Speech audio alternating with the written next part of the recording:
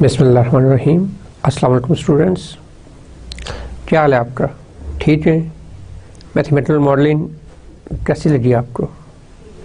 Specially जब आपने एक फिजिकल प्रॉब्लम उठाया ट्रैफिक फ्लो का और आपने उसको मॉडल किया एक इक्वेशन ऑफ कंटिन्यूटी में, तो डेफिनेटली आपकी फीलिंग्स जो हैं वो काफ़ी बेहतर हुई होंगी मैथमेटिक्स के ऊपर, पार्शियल डिफरेंशियल इक्वेशंस के ऊपर, कि यस ये जो भी हम equations partial equations, first order second order equations पढ़ रहे होते हैं, इनका कोई ना कोई पीछे बैकग्राउंड होता है, ये किसी न किसी वजह से डेवलप की जाती हैं।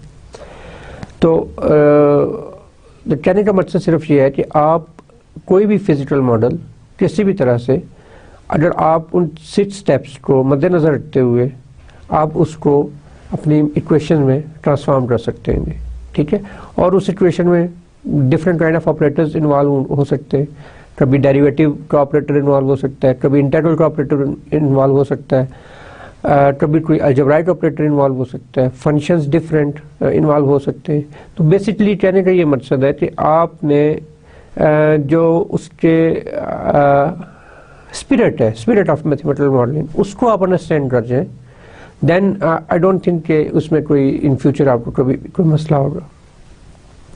लास्ट लेक्चर का रिव्यू लेते हुए हम देखते हैं कि हमने लास्ट लेक्चर में फोकस सिर्फ किया मैथमेटिकल मॉडलिंग के ऊपर कि मैथमेटिकल मॉडलिंग होती क्या है। आप फिजिकल रियल लाइफ से कोई एक प्रॉब्लम लेते हो, उसे कुछ एब्स्ट्रैक्शन की मदद से उसको कन्वर्ट करते हो अपने मैथमेटिकल फार्मूलेशन में, and then use some mathematical methods and to solve that equation which we get from the real world problem, और उसका जो रिजल्ट आता है उसको दोबारा आप इंटरप्रेट करते हो अपने रियल लाइफ, उसको कंक्लूजन हम कहते हैं, रियल लाइफ कंक्लूजन में, कि आपका जो सोल्यूशन है वो जो आया है क्या वो आपके रियल लाइफ के साथ मैच भी कर रहा है कि नहीं कर रहा, मतलब क्या उसका सोल्यूशन है भी कि नहीं, ठीक है। तो इस मैथमेटिकल मॉडलिंग में जो 6 स्टेप्स थे, सबसे पहले ऑब्जेक्टिव था कि आपको पता होना चाहिए कि what is your objective, what are you going to do with in like what is your wish, ठीक है। और देन बैकग्राउंड, अब आपने जो सोचा है आपको उसके बैकग्राउंड के बारे में पता होना चाहिए, क्योंकि लास्ट 300-400 ईयर्स से 700 ईयर्स से, लाइक जब से इंसानियत वजूद में आई है उस वक्त से साइंस जो है वो डेवलप होती जा रही है, ठीक है। अब यानी कि आप कोई ऐसा मॉडल नहीं बना सकते जो पाइथागोरस थ्योरम के खिलाफ हो, जो उससे अगेंस्ट हो, ऐसा पॉसिबल नहीं है कि पाइथागोरस थ्योरम जो है वो आज से सदियों पहले जो है वो प्रूव किया जा चुका है, ठीक है। तो आपका जो बैकग्राउंड है, फॉर एग्जाम्पल अगर आप मोशन कोई एक ऐसा मॉडल बना रहे हो जिसमें मोशन इन्वॉल्व है, तो उसको जो आपका Newton second law of motion है वो मस्ट ओबे करना चाहिए, यानी वो जो मॉडल है आपका वो मस्ट ओबे, उसको ज़रूर उसको फॉलो करना चाहिए, F is equal to M A को, ठीक है। तो बेसिकली आप background of that particular field in which you are going to model something, ठीक है, इज़ वेरी इंपॉर्टेंट। बैकग्राउंड के बाहर आप उसको आप जस्टिफाई नहीं कर सकते, ठीक है ना जी। और जस्टिफिकेशन के लिए आपको बैकग्राउंड नॉलेज बड़ा ज़रूरी है। इसके बाद आपकी अप्रॉक्सीमेशन होती हैं और आइडियालाइजेशंस कि आप अपने मॉडल के ऊपर आप as it is real life problem को कन्वर्ट नहीं कर सकते, आप उसके ऊपर कोई लिमिट सप्लाई करते हो, कोई लिमिटेशंस लेते हो। जैसे कल की एग्जांपल में आपने देखा कि जब हमने ट्रैफिक फ्लो को लिया था तो उसमें हमने लिमिट ये लगाई थी कि there must be no accidents, यानी जो कंटिन्यूटी ऑफ कार्स है वो जारी और सारी रहनी चाहिए, एक्सीडेंट नहीं होने चाहिए। एक्सीडेंट होंगे तो फ्लो स्टॉप हो जाएगा, क्योंकि हमने एक और आइडियलाइजेशन ये दी थी तो वहाँ पे सिर्फ एक लाइन है जी, 2 लाइन रोड नहीं है, 1 लाइन रोड है, ठीक है। तो तीसरा स्टेप ये भी बड़ा इंपॉर्टेंट है, approximation and idealisation C. And number 4 पे इन तीनों की हेल्प से फिर हम अपनी जो फिजिकल सिस्टम है वहाँ पे जो फिजिकल क्वांटिटीज़ है हम उनको डिफरेंट नेमिंग करेंगे, और उससे फिर हम जो रिलेशंस उसने डिफाइन किए हुए हैं उनकी मदद से हम एक मैथमेटिकल इक्वेशन डेवलप करने की कोशिश करेंगे, ठीक है। तो इसको हम मॉडलिंग कहते हैं। अब मॉडलिंग में be are the different steps हैं, जैसे लीनियर और नॉन लीनियर। जैसे अगर आपका इक्वेशन जो है वो उसमें जो ऑपरेटर इन्वॉल्व हो रहा है वो लीनियर है और तो आपका मॉडल लीनियर है, अदरवाइज उसको हम नॉन लीनियर कहेंगे जी। सेकंड पे आप देखो डिस्क्रीट वर्सेस कंटिन्यूस, कि आप कंटिन्यूस मॉडल को ऑब्जर्व कर रहे हो या आप डिस्क्रीट मॉडल को ऑब्जर्व कर रहे हो। जैसे हमने लास्ट एग्जांपल में हमने कंटिन्यूस मॉडल लिया था, हालांकि हम कार फ्लो को अगर हम डिस्क्रीट मॉडल लेते तो हम हर कार के ऊपर बात कर रहे होते, तो इट इज़ इम्पॉसिबल। लाइक आपके पास अगर 1000 कार्स हैं तो आप हर कार के ऊपर बात नहीं कर सकते, तो आपको एक कंटिन्यूटी उसमें जनरेट करनी होगी जी, ठीक है। तो सिमिलरली डिटर्मिनिस्टिक वर्सेस प्रोबेबिलिस्टिक, कि आप असाइन करते हो अपने हर वैल्यू को अपने मॉडल में, ठीक है। आप रैंडमली आप पिक नहीं करते, ठीक है। आप रैंडमली आप प्रोबेबिलिटी नहीं अप्लाई करते, हाँ जी ऐसा हो सकता है, ऐसा हो सकता है, जो है हमने उसी को प्रेजेंट करते हैं। और ये भी नहीं कह रहा कि प्रोबेबिलिस्टिक नहीं होता, प्रोबेबिलिस्टिक मॉडल भी पाए जाते हैं वर्ल्ड में, ठीक है, इसलिए वर्सेस का लफ्ज़ यूज़ किया मैंने। लेकिन हम इस कोर्स में हम डिटर्मिनिस्टिक मॉडल के ऊपर फोकस करेंगे जी, ठीक है। स्टैटिक वर्सेस डायनामिक जी, ये एक फोर्थ टाइप ऑफ मॉडलिंग है।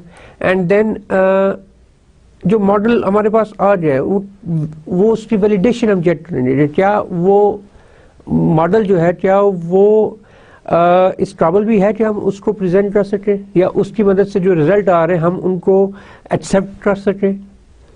जैसे कल मैंने एक बड़ी ज़बरदस्त मिसाल दी थी आपको कि अगर हम पॉपुलेशन मॉडल को देख रहे हैं और इन जनरल ये है कि पॉपुलेशन मॉडल हमारे पास हम जनरेट करना चाहते हैं कि पॉपुलेशन पाकिस्तान में रेशियो है लेट्स से 51-49, लेट्स से एक रेशियो है हमारे पास 51 मेल है 49 फीमेल हैं। तो जो मॉडल हमें बताए आफ्टर एक सर्टन एरिया के जब हम मॉडल बनाए तो उसमें 97:3 की रेशियो आ रही है, 97 मेल है और 3 फीमेल है, या 3 मेल है और 97 फीमेल है। तो ऑफकोर्स ये मॉडल वैलिड, ये डेविएशन इसमें ठीक ठाक आ रही है। तो जब इसमें डेविएशन आ जाती है तो फिर वो दैट्स मीन कि आपने कहीं ना कहीं कोई ना कोई मिस्टेक किया है जी। तो आपका जो मेथड है वो मॉडल है वो उसमें डेविएशन ठीक ठाक आ रही, तो वो मॉडल एक्सेप्टेबल नहीं है, ठीक है। तो model validation is very important जी। एंड देन जो आपके पास मॉडल आया है उस मॉडल की हेल्प से आप उसको जनरलाइज कर सकते हो, उसे हम कंपाउंडिंग कहते हैं जी, ठीक है। जैसे कल हमने ट्रैफिक फ्लो को देखा था वन लाइन में, इन वन डायमेंशन हमने उसको ऑब्जर्व किया, तो वो equation of continuity in one dimension है हमारे पास। लेकिन अगर हम ट्रैफिक फ्लो की बजाय फ्लूइड फ्लो ले लें, ठीक है, तो हम equation of continuity in 3 dimension x y and z इन तीनों में हम बना सकते हैं, ठीक है। तो ये वेरी इंपॉर्टेंट स्टेप्स है, इनको मैं दोबारा बार बार इसलिए बता रहा हूँ, आज फिर मैंने 5-7 मिनट इस पर लगाए। द रीज़न इज़ ओनली कि मैं आपको एक्सप्लेन करना चाहता हूँ कि मैथमेटिकल मॉडलिंग जो है वो कोई इतना डिफ़िकल्ट चीज़ नहीं है। आप किसी भी सिस्टम को आप मॉडल कर सकते हो, प्रोवाइडेड कि आपको उसका बैकग्राउंड सही पता हो, आप ऑफकोर्स ऑब्जेक्टिव तो है ही है, बैकग्राउंड सही पता हो, आप उसके ऊपर लिमिटेशन सही अप्लाई कर रहे हो, अप्रॉक्सीमेशन जो आप ले रहे हो वो सही हो, आप उसको अंडरस्टैंडिंग आपकी इतनी अच्छी है कि आपने उसको जब आप कन्वर्ट करते हो मैथमेटिकल रिलेशंस में, तो आपकी जो कन्वर्जन है, जो ट्रांसफॉर्मेशन है वो सही होनी चाहिए, ठीक है। और एंड पे आपने ये ऑब्जर्व करना है कि आपका जो मेथड है वो कितना वैलिडेट है, उसमें वो कितना वैलिड है मेथड आपका, ठीक है।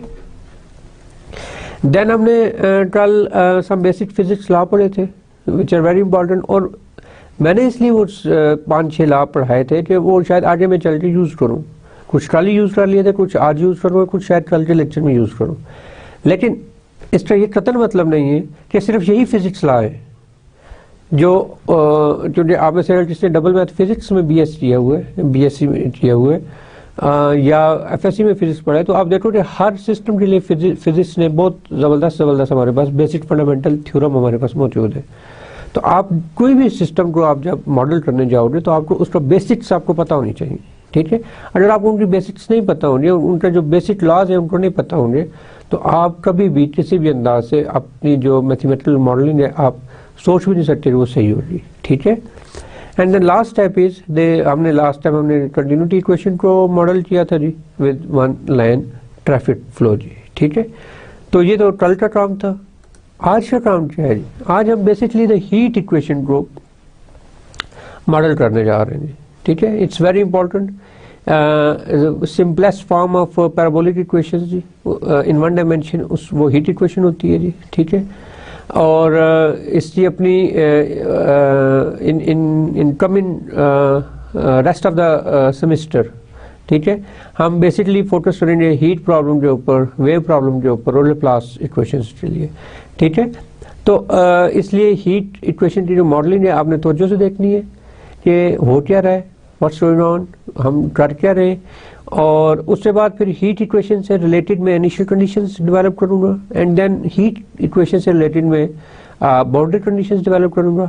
और जब मैं ये तीनों काम कर लूँगा, यानी मैं हीट इक्वेशन भी बना लूँ, मैं इनिशियल कंडीशंस भी मॉडल कर लूँ, और मैं बाउंड्री कंडीशंस भी जब मैं मॉडल कर लूँ, तो फिर मैं इनिशियल बाउंड्री वैल्यू प्रॉब्लम को डिफाइन करूँगा, जिसमें ऐसा प्रॉब्लम जिसमें इनिशियल कंडीशन भी हूँ, जिसमें बाउंड्री कंडीशंस भी हूँ, तो इसको मैं फिर इनिशियल बाउंड्री वैल्यू प्रॉब्लम कहूँगा। इससे कुछ एग्जांपल और एंड देन सॉल्यूशंस दी। So come to the heat equation, इसको हम डिफ्यूजन इक्वेशन भी कहेंगे, एंड दिस इज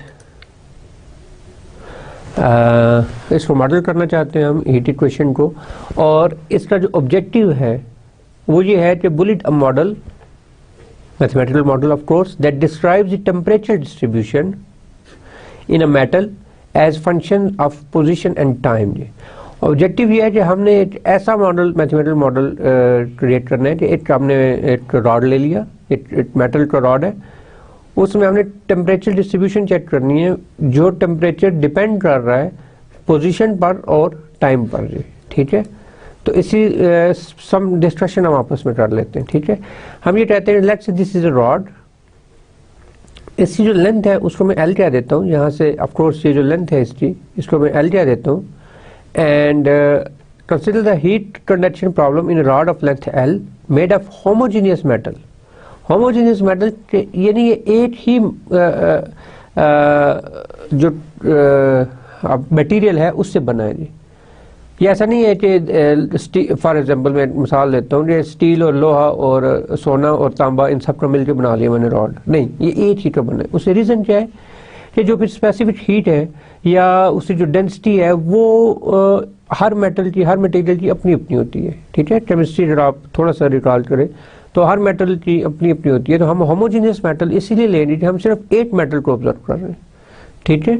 ये एक अपनी फिलहाल अपनी सहूलत के लिए हम ये काउंट कर रहे हैं, ठीक है। Made of homogeneous metal with constant cross sectional area A, this is your cross sectional area जी ए, ठीक है।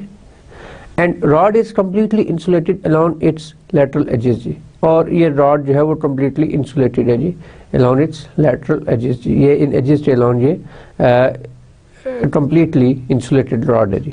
सो ये हमारी बेसिक डिस्कशन जो हमने इस तरह से तय की कि हमने अपने ऑब्जेक्टिव को सामने रखा, लेकिन अपना सिंपलेस्ट केस हमने उठाया कि होमोजीनियस जो है वो मटेरियल का रॉड है जी, ठीक है, होमोजीनियस मेटल है जी।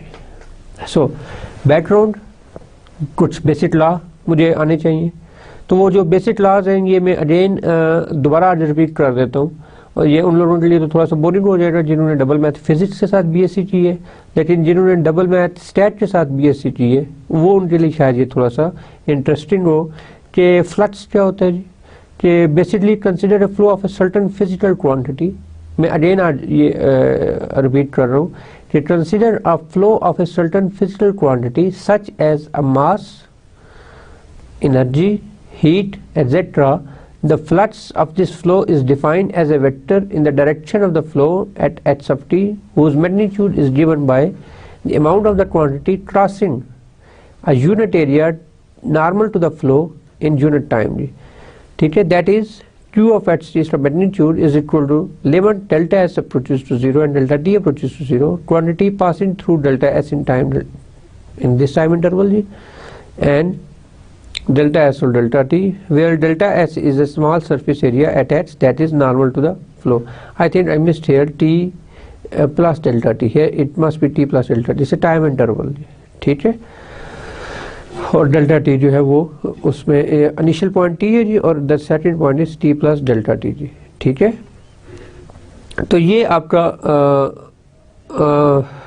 फ्लक्स होता है। तो इससे आपको आइडिया क्या मिला जी कि आप ये quantity passing through delta S, उस क्रॉस सेक्शन में जो क्वांटिटी पास कर रही है उसको हम multiply by Q of H C multiply by delta S और डेल्टा टी लिख सकते हैं। तो this is let's say the approximate amount of surface quantity which I name Q passing through a surface delta s in time delta t is given by q of h t delta s delta t approximately equal to q of h t delta s and delta t। Of course यहाँ पे जो मेरा surface area जो मैंने surface लिया delta S है और जो मैंने एग्जांपल में आपको यहाँ पे लिखा तो इसमें मैंने ए लिखा जी, ठीक है। तो ये क्योंकि जस्ट मैंने पिछली कल के लेक्चर से मैंने इसको फ्लक्स को कॉपी पेस्ट किया तो उसकी एक जनरलाइजेशन है समझिए वो एज इट इज रहा, अदरवाइज मैं काम ए में ही करूँगा जी। So basic law of thermodynamics जी, बेसिक लॉ ऑफ थर्मोडायनामिक्स क्या कहता है जी, a change in the quantity जो आपके पास passing through that quantity is the amount of heat, that's आप हीट की बात करते हैं, change delta q in the amount of heat is in a body of mass m is accompanied by a change delta u in its equilibrium temperature जी, ठीक है। जो delta Q में heat change हो रही है वो इससे टेम्परेचर की वजह से हो रही है। The relationship between these changes is given by delta Q is equal to C M and delta U, where C is your specific heat of the material at which the body is made जी। That is the amount of heat required to rise the temperature on a body of unit mass. So this is a basic law which tells us that amount of heat in a body is accompanied by a change delta Q U in its equilibrium temperature, ठीक है। So Fourier law of heat conduction, यहाँ पे ये भी कल हमने पढ़ा था, आज हम इसे यूज भी करेंगे अपने मॉडलिंग में। तो वो क्या कह रहा है कि heat is transported by diffusion in the direction opposite to the temperature gradient and at a rate proportional to it, thus the heat flux is related to the temperature gradient by, जो हम अपने heat flux को नाम flux heat flux कल हमने car flux car के flow flux का भी देखा था हमने। तो आज हम हीट फ्लक्स की बात करेंगे। तो हीट फ्लक्स को Fourier law of heat conduction में तो हीट फ्लक्स जो है q of x y is equal to minus k gradient of u, gradient of the temperature, u is basically your temperature, where u of x y z t here in 3 dimensions. I took h in 3 dimensions. I must put here h bar to show you the vector h bar is a vector or x y z, 3 components of 3 dimensions, x dimension, y dimension, z dimension, is the temperature at x y z at time t, and k is the thermal conductivity of the material. But remember, अभी जो हम ये तो मैंने general law लिखा है Fourier law of heat conduction, लेकिन अभी जो हम काम कर रहे हैं हीट कंडक्शन का उसमें मैं 1 डायमेंशन फ्लो की बात कर रहा हूँ, ठीक है, 1 डायमेंशन फ्लो ऑफ हीट। तो उसमें ये दोनों टर्म्स मेरे जीरो हो जाएंगे, partial u by partial y और partial u by partial z, इसमें नहीं होगा। U is only dependent on h and t, okay. So यहाँ पे एक इंपॉर्टेंट नोट है, ये माइनस साइन यहाँ पे क्यों आया? Remember that the gradient of a function increases more rapidly while in the direction opposite to it, the function decreases most rapidly, ठीक है। Thus a restatement of the Fourier law is that heat flows in the direction in which the temperature decreases most rapidly। इंतहाई सीधी सी बात है कि heat flow उसी direction में होगी कि लेट्स से अगर आपका एक राड का एक सिरा बहुत गर्म है तो कुछ अर्से के बाद राड का दूसरा सिरा भी गर्म हो जाएगा।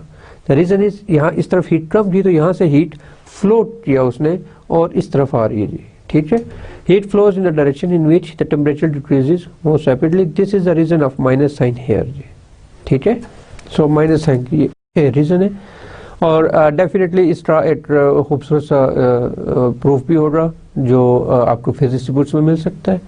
और now come to the last background, last topic of this last law of this background, that principle of energy conservation. The total amount of energy in an isolated system remains constant over time जी। ये इंतहाई important है कि आपके total amount of energy for an isolated system वो change नहीं होगी जी, वो remains constant रहेगी जी, ठीक है। So after this having a background of these 3 or 4 laws, हमें लॉज ऑफ थर्मोडायनामिक्स पता होने चाहिए, हमें फोरियर लॉ पता होना चाहिए for heat conduction and energy of heat preservation conservation जी, sorry, principle of energy conservation जी। ये 3 लॉज का हमें पता होना चाहिए। तो उसके बाद फिर हम अपने जो प्रॉब्लम है उसको मॉडल करने में हमें आसानी होगी। तो सबसे पहले मैं लेता हूँ जो तीसरा स्टेप आता है उसके ऊपर, कि मैं अब अपने मॉडल के ऊपर कुछ रिस्ट्रिक्शन लगाना चाहता हूँ। I want to put some restriction on my model, and what is this? The first one is we assume that rod is homogeneous. Rod सिर्फ एक ही मटेरियल का है जी, एक से ज़्यादा मटेरियल का नहीं है जी, ठीक है। It follows that specific heat, and this is thermal conductivity, and this is rho is basically density, are independent of the position h. Also we further assume for a prototype model that c, k, rho are independent of the temperature u. यानी हम prototype model की हम बात करेंगे। Prototype model में मैंने जैसे कल भी बताया था कि हम पहले एक प्रोटोटाइप मॉडल डेवलप करने की कोशिश करते हैं, बेसिक मॉडल, और उसके बाद फिर हम इसमें मॉडिफिकेशन करते हैं और अपने उस मॉडल को बेहतर कर लेते हैं, जो अपना फिजिकल सिस्टम है उससे इक्वलेंट कर लेते हैं, ठीक है। तो basically in a first step for a prototype model we consider that C, kappa and rho are independent of u। वो हीट पे डिपेंड ही नहीं कर रहे, वो कांस्टेंट है, ठीक है। So this is my first idealization ji, and the second one is the length of the rod remains constant in spite of the changes in its temperature जी। ऐसा नहीं होगा कि आपकी लेंथ ऑफ द रॉड जो है वो आप heat ज़्यादा करो तो वो लंबा हो जाए या छोटा हो जाए, तो length of the rod must be constant जी, ठीक है, चाहे आप कितनी भी उसे हीट प्रोवाइड करते हो जी। ये हमारे दूसरा उसके ऊपर रिस्ट्रिक्शन आ गई। We also assume that the rod is perfectly insulated along its lateral surface, ठीक है जी। अदरवाइज अब आप इससे ये आप कंक्लूजन ले रहे हो कि आपका हीट जो है वो ओनली हॉरिजॉन्टल सरफेस के साथ जो है ना जी वो मूव करे, वर्टिकली वो मूव नहीं करेगा, क्योंकि फोरियर लॉ में आप इसको फोरियर लॉ इसको होल्ड नहीं करता, फोरियर लॉ से ये ओबे नहीं करता ये चीज़। तो हमें ये आइडियलाइजेशन ये लेनी पड़ेगी।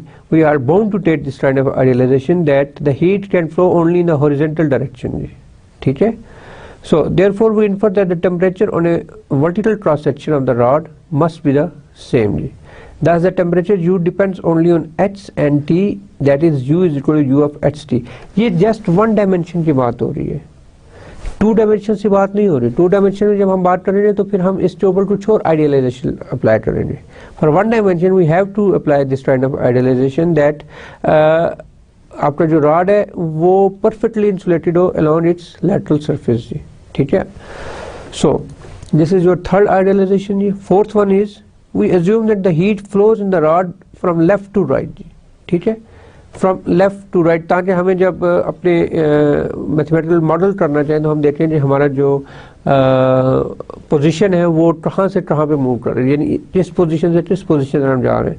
अगर हम ये आइडेंटिफाई नहीं करते कि आपका हीट किस तरफ से फ्लो कर रही है तो डेफिनेटली कन्फ्यूजन पैदा हो जाएगी, ठीक है। तो हम सबसे पहले ये देखेंगे कि हम एक उसके ऊपर इम्पोज कर देंगे कि लेट से मेरा हीट जो है वो यहाँ से इस साइड पे जा रही है, इस साइड से इस साइड पे जा रही है, ठीक है। We assume that the heat flows in the rod from left to right which requires the left side to be warmer than the right side जी। So for modeling we consider an infinitesimal element of the rod between h and h plus delta h। हम एक इंतहाई एक small एक element लेंगे rod का जो h और उसकी जो पोजीशन है h and h plus delta h, where delta h is positive, and write the equation for energy conservation in it जी, ठीक है। हम अभी इस एनर्जी कंजर्वेशन की इक्वेशन लिखेंगे, लेकिन पहले मैं कुछ यहाँ पे एक दो चीज़ें वो मैं आपको बताना चाह रहा हूँ कि डेल्टा वी से मैं मुराद लेता हूँ वॉल्यूम ऑफ द एलिमेंट जी। वी ऑफ कोर्स वॉल्यूम से, डेल्टा वी से मुराद है जो इन्फिनिटेसिमल एलिमेंट की हम बात कर रहे हैं जी, ठीक है। Delta v is equal to volume of the element and this is equal to A delta h cross section multiply by the length of the rod जी, तो ये वॉल्यूम आ जाएगा। फिर A is the cross sectional area of the element and delta m is nothing but mass of the element, and this is rho. A is cross-sectional, this is your volume, rho into volume. So, and also the amount of the heat at time t is, which we proved, which we said, I just showed you this in before when we are on the slide of flux, that the amount of the heat Q at T of delta H is equal to C delta M U of HT. तो from about two equation यहाँ पे देखते हैं delta m की value में यहाँ पे substitute कर दूँ तो this things convert to C rho delta V R C rho delta A delta H C rho A delta H u of ht, this one u of ht as it is. Now I want to see the change in this heat energy. ठीक है, the rate of change in the heat is, of course जब मैं change देखूँगा तो time के reference से तो मैं इसको derivate कर दूँगा with respect to time. So dq by dt is equal to, this is independent of time, which I this is my idealization. Okay, approximation ji c rho जो है वो मेरे time पे depend नहीं करेंगे, तो जब टाइम में डिपेंड नहीं करेंगे तो ये कांस्टेंट होंगे, तो कांस्टेंट बाहर आ जाएगा c rho A delta x then partial u by partial t. So एक आपके पास ये क्वेश्चन आ गई. ऑन द अदर हैंड आपके पास लेट्स से जो हीट फ्लोइंग इन है वो है q of H T A, और हीट फ्लोइंग आउट उस इन्फिनिटेसिमल जो आपके पास आता है रॉड है, उसकी हीट फ्लोइंग इन जो है वो आप ये ले रहे हो और उससे जो आउट है वो ये ले रहे हो. तो heat conservation principle of heat conservation क्या कहता है, the rate of change must equal the rate at which heat is flowing in less the rate at which it is flowing out. ठीक है जी, यानी this must be greater than this. ये आपकी out heat है और ये इन heat है. अगर ये ग्रेटर हो जाएगी, आउट होने वाली ग्रेटर हो रही है, इन होने वाली, तो एक स्टेज ऐसी आएगी कि आपका रॉड जो है उसमें कोई हीट नहीं बचेगी. सो एनर्जी कंजर्वेशन का जो प्रिंसिपल है बेसिक वो ये कहता है कि आपकी इन जो आप हीट कर रहे हो वो must be greater than the heat out flowing out.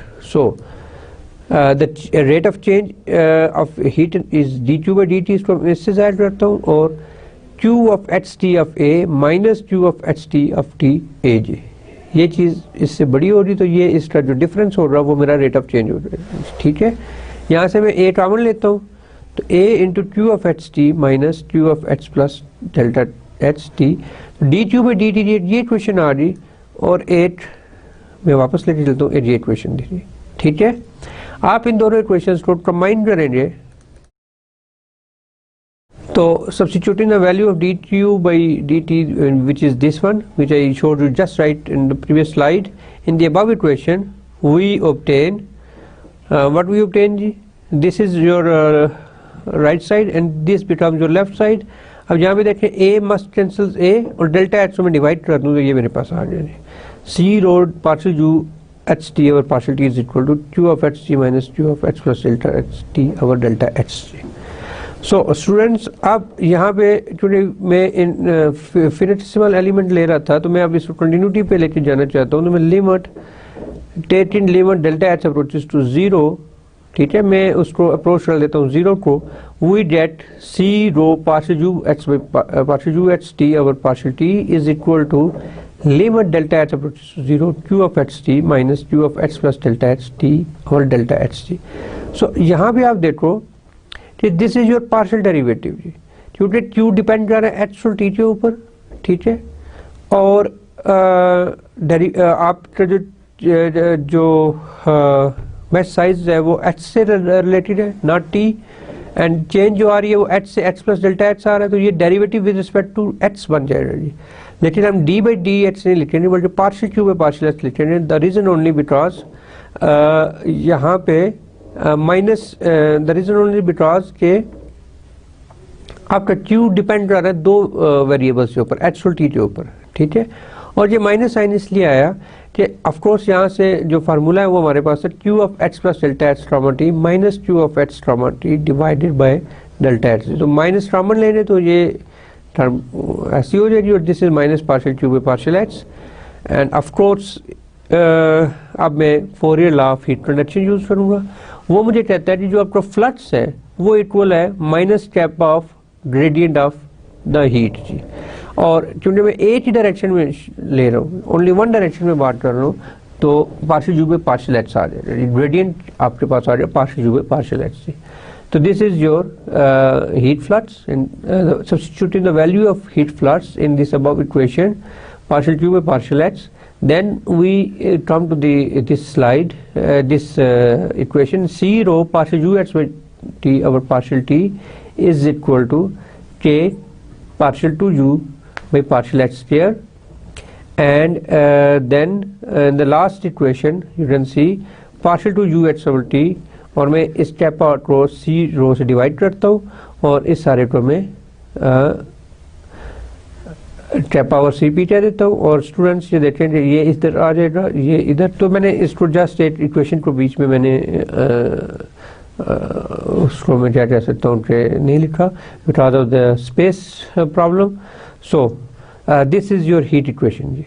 और के जो है वो आपका थर्मल कंडक्टिविटी आ रही है।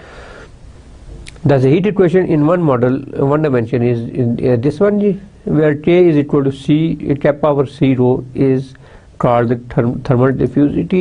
और ये आपका एक प्रोटोटाइप मॉडल आ गया हीट इक्वेशन का जी, ठीक है। और इसमें आप देखें कि हमने सारे लॉज यूज़ किए, law of Fourier law of heat conduction हमने यूज़ किया, एनर्जी कंजर्वेशन का लॉ हमने यूज़ किया, ठीक है। फ्लक्स का जो बैकग्राउंड था वो हमें पता होना चाहिए। तो इसके बाद हमने उन लॉज की हेल्प से हमने जो फिजिकल क्वांटिटीज़ थी उनको इंटरप्रेट किया इस अंदाज से कि आप for example heat of law of heat conservation क्या कह रहा था कि जो हीट इन हो रही है आउट होने वाली हीट से ज़्यादा हो रही, तो उसका जो रेट है वो उनके डिफरेंस से वो इक्वल हो रहा है। तो d Q by D T को मैंने फिर Q of HT minus Q of H plus delta H of T लिख दिया। तो this is basically somehow you can say that application of your physics in mathematics या application of mathematics in your physics। तो ये आपस में relation, ये partial differential equation basically जो फिजिक्स होते हैं उनके लिए भी ये कंपल्सरी कोर्स होता है जी, ठीक है, जो वो अपना पढ़ेंगे। सो एग्जाम्पल मैं अब कराऊंगा, मैं इस प्रोटोटाइप मॉडल को लेते हुए मैं इसको जनरलाइज करूंगा when heat is generated in the rod at a rate of r of H t per unit volume जी। यानी ये जो रेट, ये जो हीट है आर ऑफ एच टी, ये जनरेट कर रहा है रॉड पर यूनिट वॉल्यूम के रेफरेंस से जी। तो मैं इसको आपके सामने सॉल्व करूंगा ताकि फिर आपको मोर अंडरस्टैंडिंग डेवलप हो कि आप एक प्रोटोटाइप मॉडल आपके पास आ गया। प्रोटोटाइप मॉडल से को मद्देनजर रखते हुए हम फिर उसे जनरलाइज करेंगे जब आपके पास कोई सोर्स टर्म भी मौजूद हो। Let's say we can call this R of H T as a source term as well जी। So as I know I have this equation partial to u by this is my derived equation is equal to 1 over k partial u by partial t जी। जब k जो था वो मेरा thermal conductivity है, u is heat and h u is a function of h and t जी, ठीक है। तो अब मेरा जो क्वेश्चन है वो ये कह रहा है कि जो ये मेरा प्रोटोटाइप मॉडल है, this is my prototype model and I have to enhance my prototype model by introducing the source term r of ht जी। ये मेरे पास एक source term है जी इसकी, ठीक है। तो volume of the element जो है, volume of the element basically is equal to a का सेक्शन। ये आपके पास लेट्स से एक मैं रॉड बनाता हूँ ताकि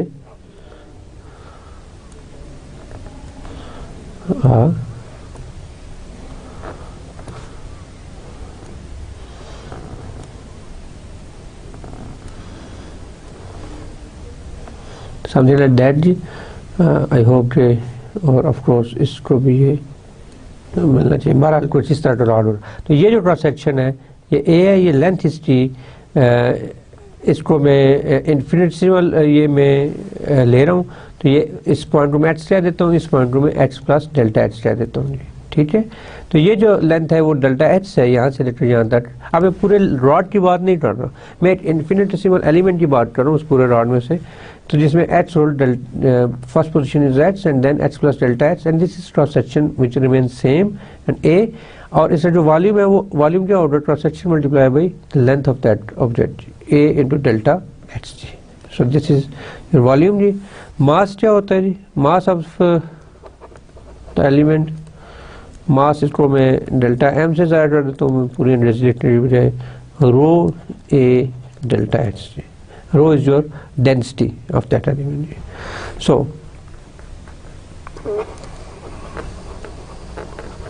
So amount of the heat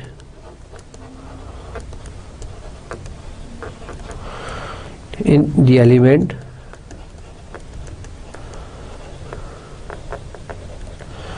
at time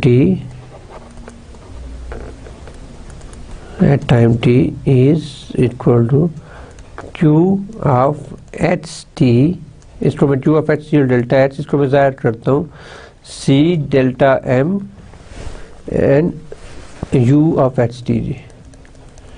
ठीक है, specific heat, this is your specific heat, delta m is your mass and this is your heat जी। ठीक है, तो ये आपके पास आ गया।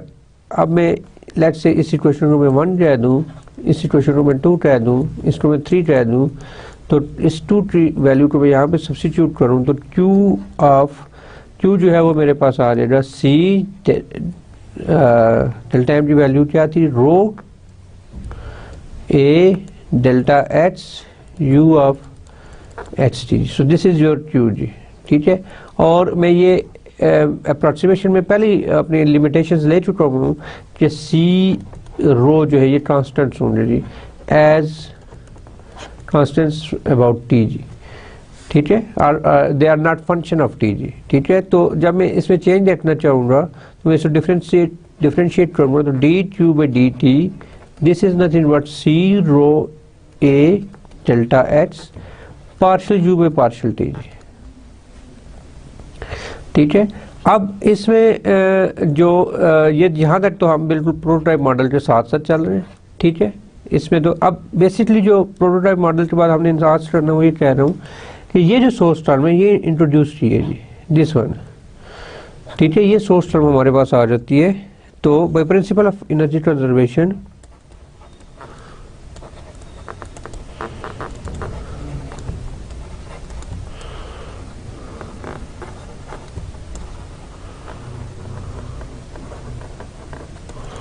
व्हाट इज दिस जी, प्रिंसिपल ऑफ एनर्जी कंजर्वेशन, जो हीट इन जो हो रही है और हीट आउट हो रही है। ठीक है, अब हीट इन जो हो रही है वो तो है Q ऑफ एच टी जी, वो जो फ्लक्स जो आपके पास है Q of H t into A से, और ऑलरेडी जो उसमें मौजूद है हीट, क्योंकि रॉड इटसेल्फ भी हीट जनरेट कर रहा है, वो है R ऑफ एच टी जी। ठीक है, ये तो हो रही हमारे पास जो हीट पॉजिटिव है जी, जो उसकी मटेरियल की हीट को इम्प्रूव कर रहा है, यानी उसको उसका टेम्परेचर बढ़ा रहा है, ये दोनों फंक्शंस मिलके। और उसको आउट कौन सी हीट हो रही है जिस इस इन्फिनिटेसिमल एलिमेंट से, वो हो रही है Q of h plus delta h t जी। इस पॉइंट के ऊपर यहाँ से जो हीट आउट हो रही है, यहाँ से इसको मैं लिख भी देता हूँ यहाँ पे, बल्कि Q of h plus delta H into T यहाँ पे हो रहा है जी, और यहाँ से Q ऑफ एच टी जी। तो ये बेसिकली एक आपके पास एक आप मॉडल सा बन रहा है। तो ये पॉजिटिव वैल्यूज होंगी बिकॉज ये उसके टेम्परेचर को बढ़ा रही है और ये कम कर रही है। तो जो रेशियो है वो मुझे बता रहा है कि rate of change of heat t q by D t, this is equal to r of H t plus q of H t minus q of h plus delta h t, और of course this is A here, और यहाँ पे भी तो ये ए उस trans section की बात कर रहे हैं, तो ए होना चाहिए,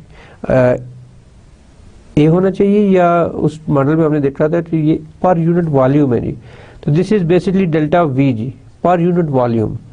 ये आपका पूरा वॉल्यूम जो है वो जनरेट कर रहा है ना हीट को, तो that's why I am taking r of H t delta v जी। तो ये जो है जो सोर्स टर्म है, या इस प्रॉब्लम में सोर्स रहता हूँ या आपका वॉल्यूम इंक्रीज कर रहा है, टेम्परेचर इंक्रीज करने वाली टर्म है मेटल की, वो पूरे वॉल्यूम के लिए, तो इसको मैं डेल्टा वी के साथ मल्टीप्लाई करूँगा and this is by A जी। डेल्टा वी मुझे पता है कि A delta h r of H t plus A q of H t minus q h plus delta h of t, और A term यहाँ पे भी आ जाती है जी। ठीक है, तो ये इक्वेशन नंबर 5 हो जी। आप इक्वेशन 4 और इक्वेशन 5 को कंपेयर करें, क्योंकि दोनों की लेफ्ट हैंड साइड इक्वल है। कंपेयरिंग 4 and 5 we obtain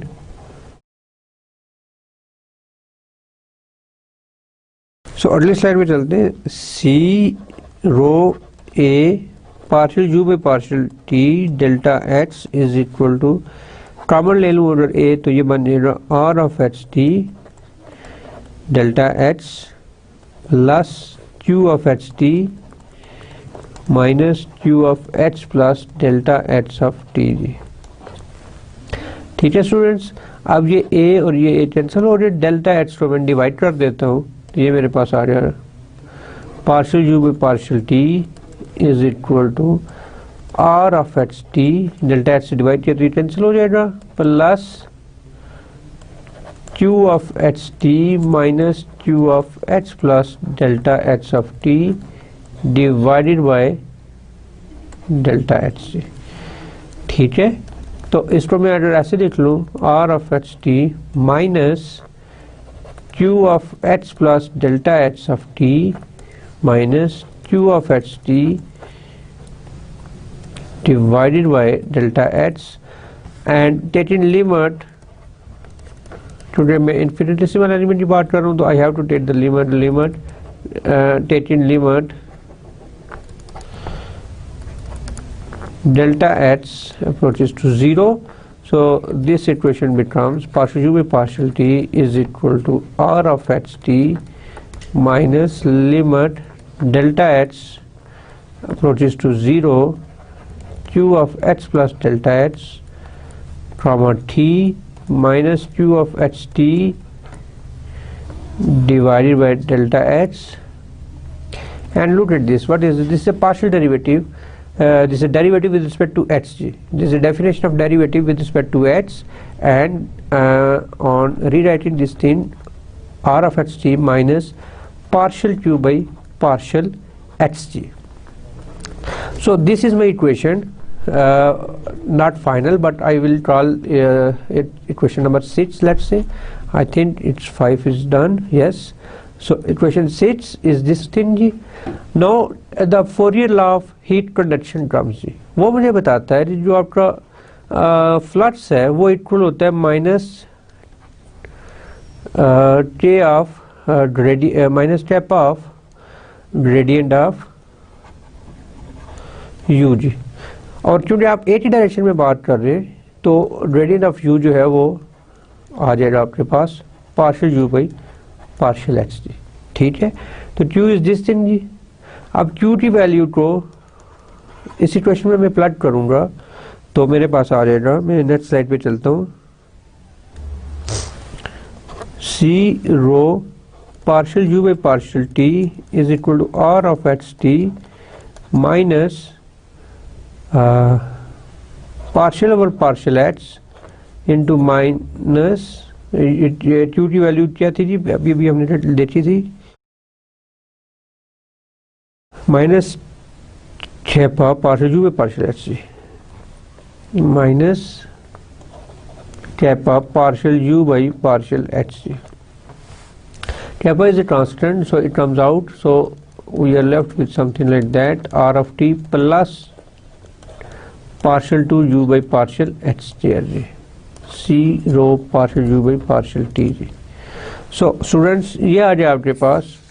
अब आप देखो कि इसको मैं रीराइटेबल कर लूँ, c rho partial u by partial t is equal to kappa partial 2 u by partial h से। जस्ट मैं इसलिए इसको लिख रहा हूँ कि मैं अपने प्रीवियस रिजल्ट के साथ इसको कंपेयर करना चाहता हूँ, सी रो से डिवाइड कर दो या टेपा से डिवाइड कर दो, तो c rho by kappa partial u by partial t is equal to partial two u by partial h square plus r of H t, and this is जो हमने थर्मल कंडक्टिविटी हमने रखी थी वो टेपा ओवर सी रो था, तो ये उलट हो जाता है, this is 1 over k partial u by, and this is kappa से डिवाइड किया तो यहाँ पे भी टेपा आना चाहिए, partial u by partial t is equal to partial two u by partial h square plus 1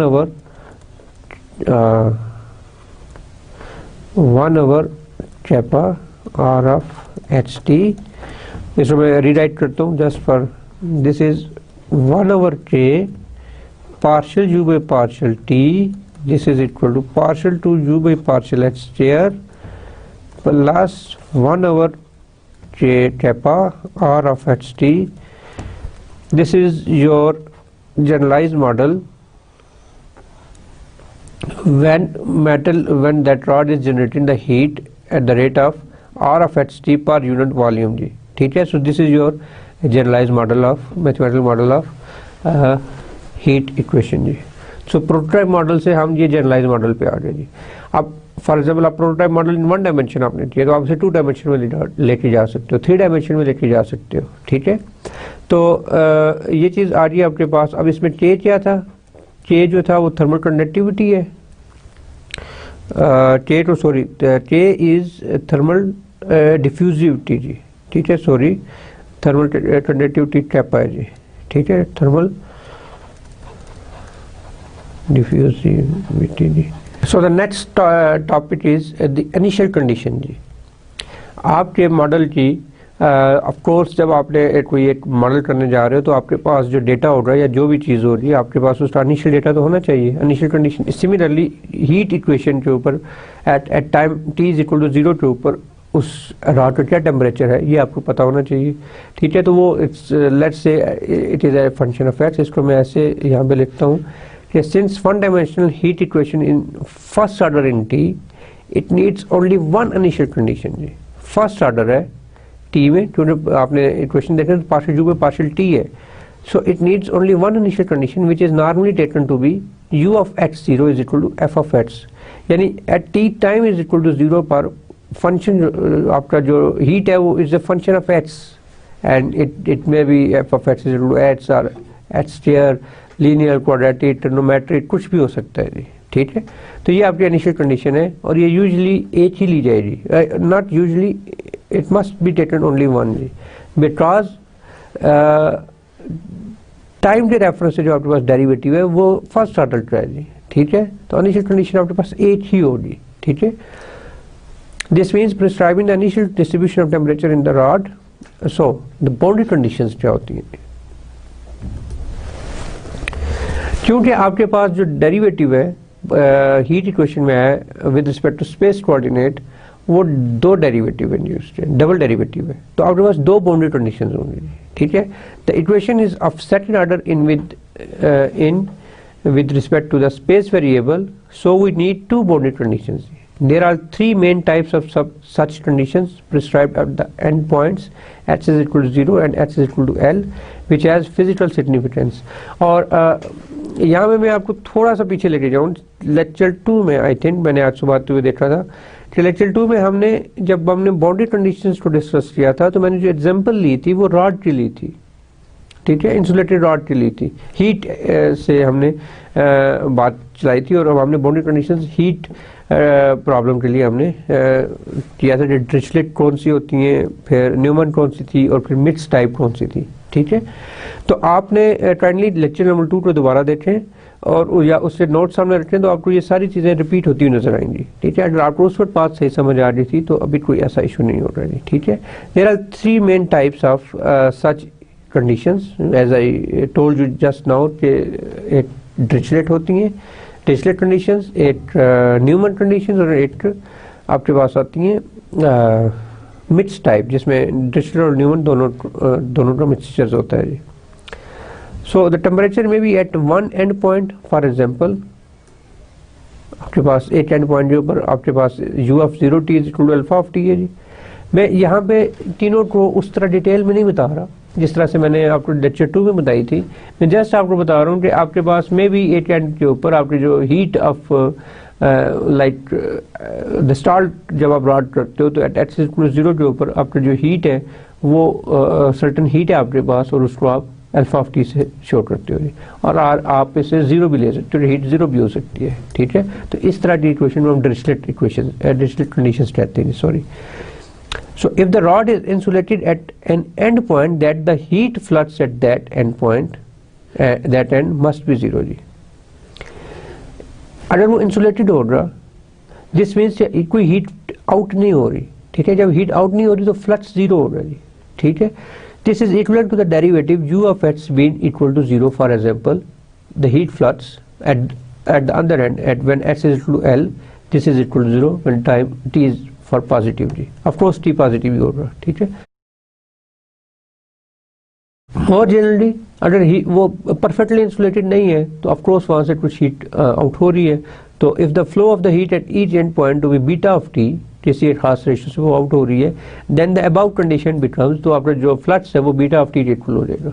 तो ये जो है ये क्योंकि इसमें डेरिवेटिव इन्वॉल्व हो रहे हैं तो इनको हम न्यूमन कंडीशन कहेंगे जी, ठीक है। सिमिलरली थर्ड में when one of the end point is in contact with another medium, we use Newton's law of cooling, which states that heat flux at the end point is proportional to the difference of the rod and the temperature of the external medium।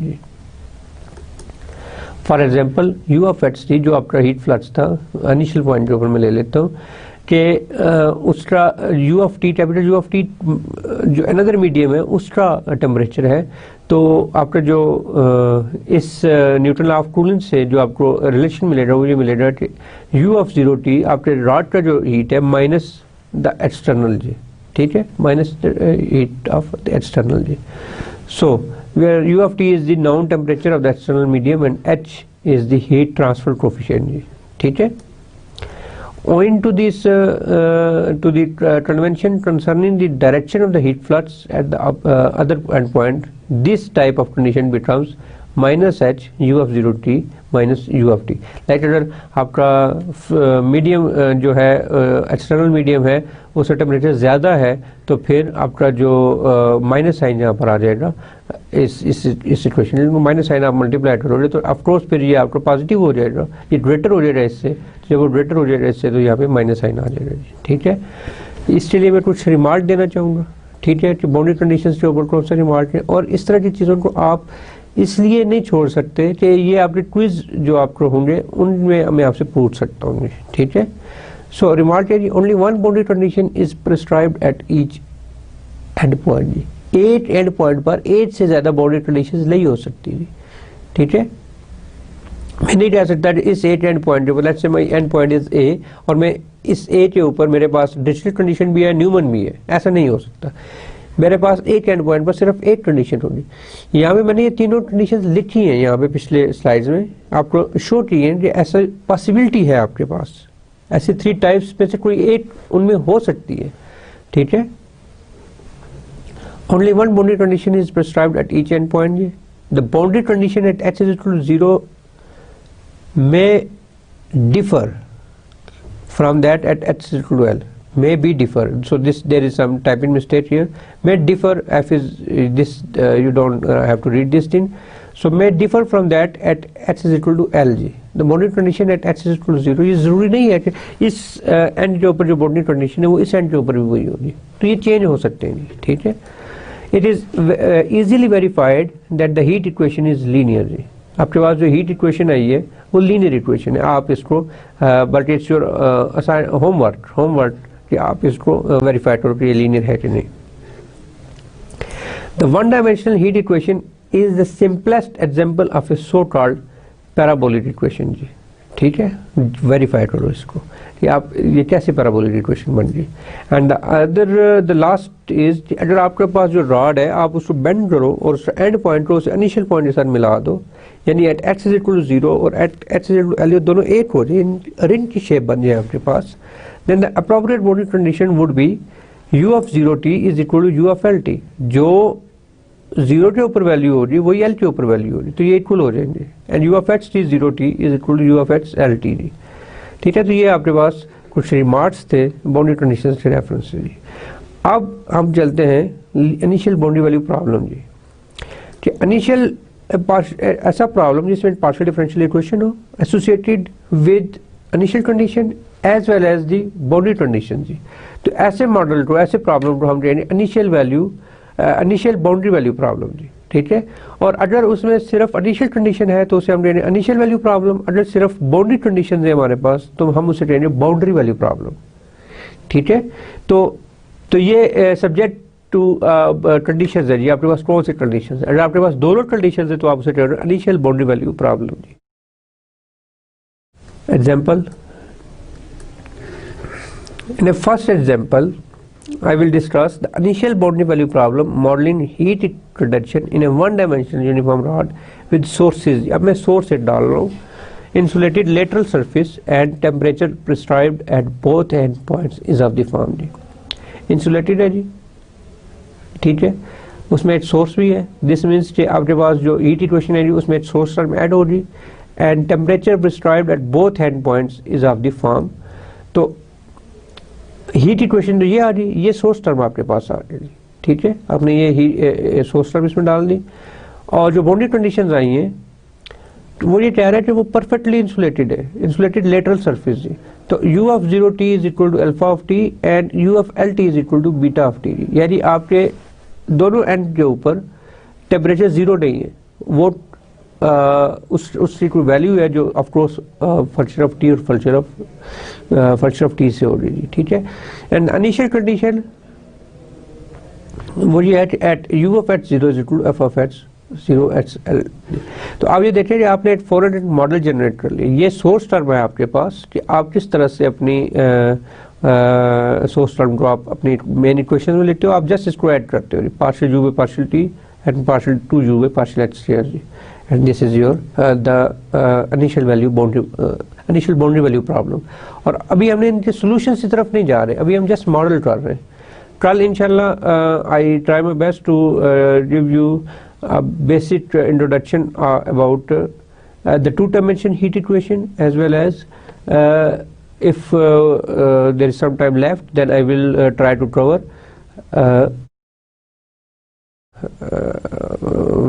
wave equation. So in a second example, if the near end point is insulated and far one is kept in a medium of constant zero temperature, and if the rod contains no sources, so this means that our Q is 0. No, there is no source, so Q is 0. Then the corresponding initial value problem is ut of ht is equal to ku hx, double derivative of u and ht, and the length of the rod is from 0 to L with boundary conditions. अब boundary conditions आप देखेंगे यहाँ पर, अब जो the very first sentence जो written है यहाँ पर, if the near end point is insulated and far one is kept in a medium of constant 0, तो हम नियर पॉइंट को हम जीरो मान लेते हैं कि x is equal to zero आपका नियर पॉइंट है and x is equal to l आपका फार एंड पॉइंट है। तो at x is equal to zero पे उसका फ्लक्स जीरो होगा। तो this means the derivative of u at x is equal to zero वो zero हो गया। तो ये पहली चीज क्लियर हो रही। And the second one is कि आपका जो फार वन मीडियम है वो एक ऐसे जो दूसरा एंड है वो ऐसे मीडियम में है कि उसका टेम्परेचर जो है वो let's say it's a function of t and something like that. तो आपका जो बाउंड्री कंडीशन बनेगी वो u h of l t plus h u of l t is equal to beta of t जी। So and the initial condition is, this is the mixed type equation G, and the initial condition is as usual u of h0 is equal to f of h, and where q, alpha, beta, f are given functions. Of course here alpha, beta and f are given functions. So what is the solution? Solution of initial value problem, initial boundary value problem is that by it we mean that a function u of ht that satisfies point-wise the given differential equation, the point-wise. For every value of h, your function u of ht has to satisfy the given equation. Okay? So an initial condition everywhere in the region where the problem is formulated. And as a remark, I would like to tell you that if the functions alpha, beta and f are sufficiently smooth to ensure that u, ut, the derivative of u with respect to t, the derivative of u with respect to x, and the double derivative of u with respect to x are continuous in G and up to the boundary of G, including the two corner points, then the initial boundary value problem has at most one solution. यानी आपकी जो smoothness है वो आपका solution की existence को वो बता रही है जी, ठीक है. So the summary of my today's lecture is, first of all we model the heat equation. What is the heat equation? We define first of all our objective, then we took some basic laws from the history, and then in the third part of our modeling we basically put some limitations on it, and then we made a mathematical formulation on this, and of course then I made a that was a prototype model, and then I put a source term to generalize this model, how we can get a full model from a prototype model.